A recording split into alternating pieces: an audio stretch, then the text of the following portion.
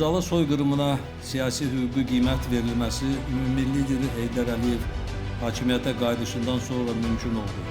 1994-cü ilin fevralında Milli Məclis faciəyə rəsmi qiymət verdi və həqiqətlərin dünya ictimaiyyətinə çatdırılması istiqamətində sistemli fəaliyyətə başlandı.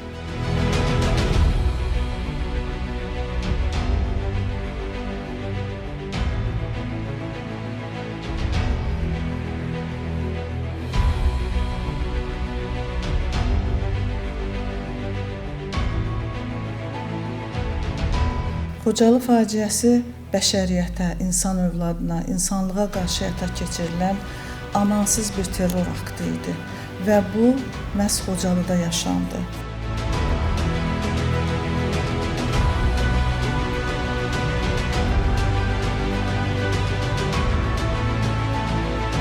Bugünlərim ölkəmizin rəhbəri, partiyamızın sədri, cənab prezidentimiz, Ali Baş Komandanımız İlham Əliyevin həm xarici, həm daxili, həm hərbi siyasəti nəticəsində bugünlərim torpaqlarımız azad olubdur. Bugünlərim Xocalı şəhidlərinin qanı yerdə qalmayıbdır.